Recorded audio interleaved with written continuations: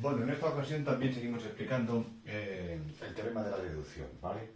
En este caso nos van a dar solamente una premisa y el ejemplo se puede hacer perfectamente igual. Se puede hacer que como los ejemplos anteriores de los vídeos que ya hemos visto. Nos dan una premisa y obviamente nos tienen que dar una conclusión. La conclusión es la que tenemos aquí en el recuadro. Lo que yo aconsejo a mis alumnos siempre que vayan a hacer un problema es que miren primero, antes de nada, antes de empezar a hacer los primeros pasos de la deducción, es que miren a la conclusión. Porque si en la conclusión tenemos una implicación o más, tenemos que suponer el antecedente o tantos antecedentes como haya en la conclusión. En este caso vemos que tenemos un implicador, y si tenemos un implicador habrá que suponer algo, pero no solamente tenemos uno, sino que tenemos uno, que es el principal, y otro, que es el subsidiario. Por lo tanto, hay que hacer tantas suposiciones como implicadores haya, y hay que hacer las suposiciones de izquierda a derecha, desde el principal hasta el subsidiario o el subsidiario último. El primer paso que tendríamos que dar entonces en este caso es, en el primero de los pasos, en el caso 2, segundo, sería suponer el primero de los antecedentes de la conclusión, para empezar ya a aplicar el teorema de la deducción desde el principio en el caso 2. Suponemos el primero de los antecedentes, que es Q en este caso. Q, al ser, como hemos dicho ya en otros ejemplos, una suposición, lo que hay que hacer es abrir una llave. Esta llave es la que se corresponde con la aplicación del teorema de la deducción.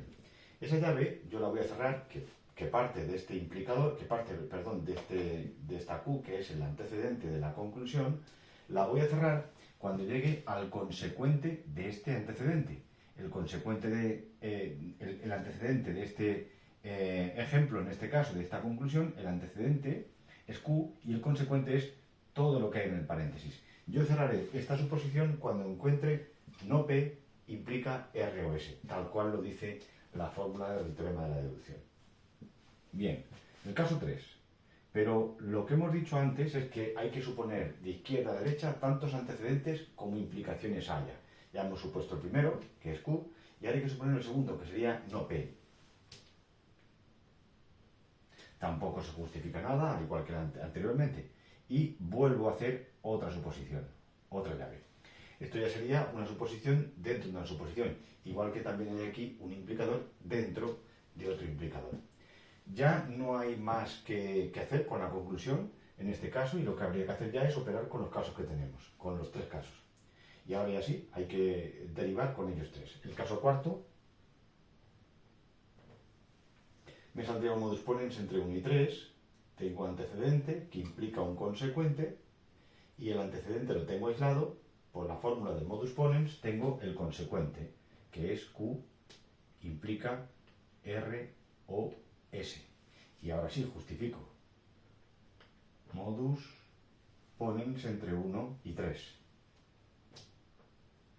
De acuerdo. Continúo.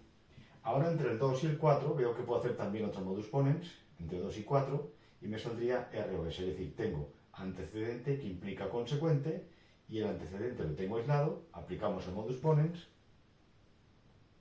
y me saldría R o S. Justifico también. Modus ponens entre 2, 4. Vale, bien, ahora ya que tengo R o S, me di cuenta que R o S es el último de los consecuentes de la implicación. Es decir, este es el consecuente, R o S es el consecuente de no P. Y en no P ya abrimos teorema de la deducción. Con lo cual, cuando he encontrado el consecuente de 3, que es no P, al encontrar el consecuente, R o S, le cierro. Estoy entre 3 y 5 aplicando el teorema de la deducción. Pero me falta un paso para aplicar entre 3 y 5.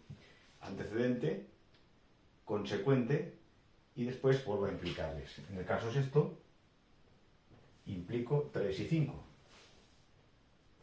No P implica R o S. Teorema de la deducción es la fórmula que he aplicado entre 3 y 5. 3-5, porque es el bloque de suposición completo. Y ahora que tengo en el 6 no P implica R o S, no P implica R o S, es el consecuente primero de Q, que sería en este caso, ahí, antecedente, consecuente, antecedente, consecuente, ¿vale?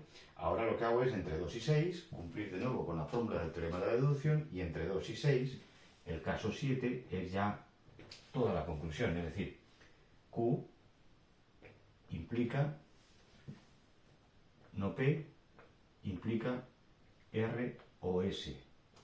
Justificamos y sería el teorema de la deducción entre los casos 2 y 6.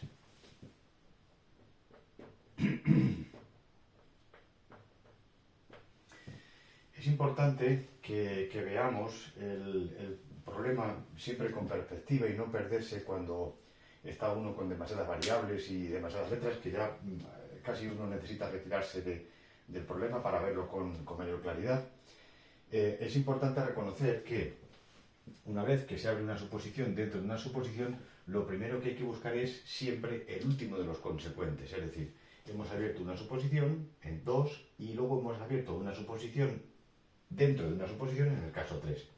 Desde ese momento, cuando ya tenemos el antecedente de la última, del último consecuente, es decir, no P, lo que tenemos que tener puesta ya es la vista en localizar el último consecuente de la conclusión, que es R o S, buscando R o S. Cuando ya encontramos R o S, pues es, como yo les digo siempre a mis alumnos, es una especie de volver a montar las muñecas como si se tratase de muñecas rusas, ¿no? Vamos sacando una, después otra, y hasta que llegamos a la última. Cuando llegamos a la última, volvemos a montarlas de nuevo hasta que quedan todas puestas en su caja. Digamos que el proceso de desmontaje está